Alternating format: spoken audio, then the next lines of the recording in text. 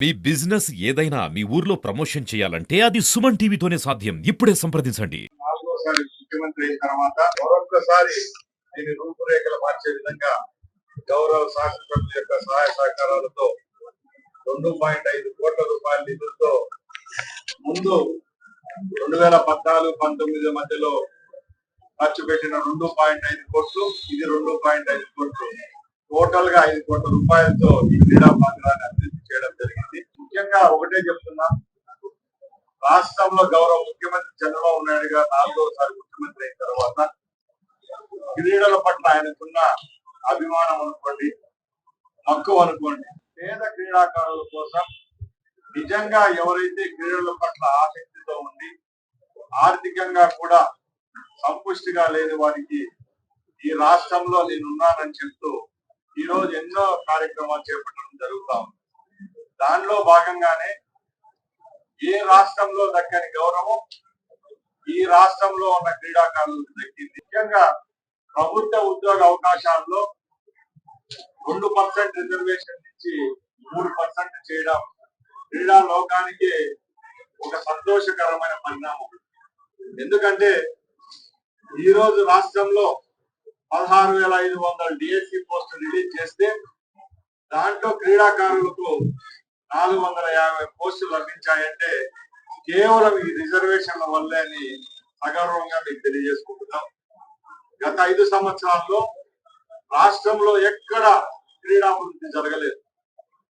ఆ రోజు చంద్రబాబు నాయుడు గారు 3 పర్యాయాలు ముఖ్యమంత్రిగా ఉన్నప్పుడు ఏవైతే కార్యక్రమాలు చేపట్టారో, ఏవైతే ఇన్స్టిట్యూట్స్ ఈ రాష్ట్రంలో తీసుకొచ్చారో అన్నిటినీ సర్వనాశనం చేస్తూ కాలి కింద తొక్కి పారేసి ఎక్కడ ఏ విధమైన అభివృద్ధి చేయకుండా, ఒక్క రూపాయి కూడా ఖర్చు పెట్టకుండా 5 సంవత్సరాలు పాపం గడిచిన ముఖ్యమంత్రి ఆయనైతే, ముఖ్యమంత్రి అయిన తడువుగా సత్తెనపల్లిలో 2.5 కోట్ల రూపాయలతో ఈ కార్యక్రమాన్ని చేపట్టడం ఈ రోజు మనం ఇక్కడ ప్రారంభించుకోవడం కూడా మీరు అందరూ చూస్తా ఉన్నారు.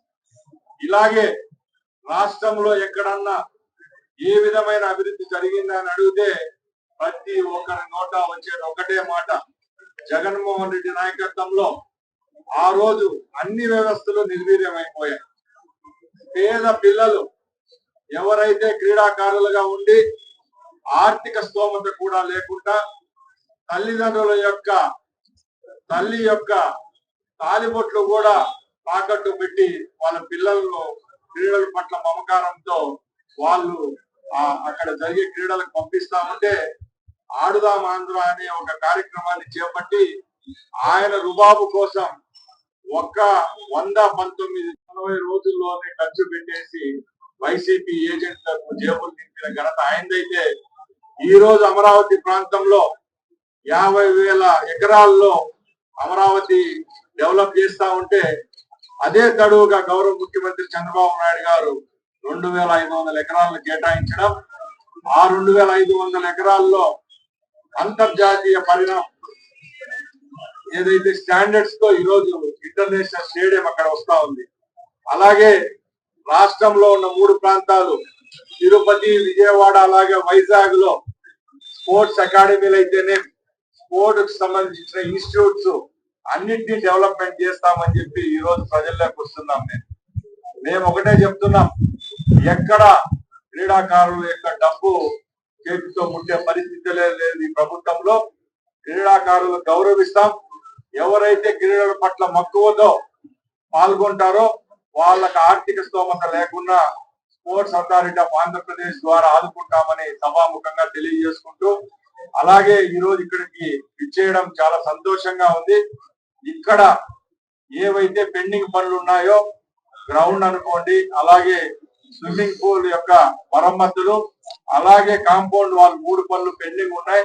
వచ్చే 6-7 నెలల్లోనే దీనికి నిధులు కేటాయించి మరొకసారి అవి కూడా ప్రారంభించి సత్తెనపల్లి ప్రజలకు అందిస్తామని చెప్పి గౌరవ శాసనసభ్యుల ద్వారా తెలియజేసుకుంటూ, ఈ అవకాశం ఇచ్చిన మీ అందరికీ మరొకసారి ధన్యవాదాలు తెలియజేసుకుంటూ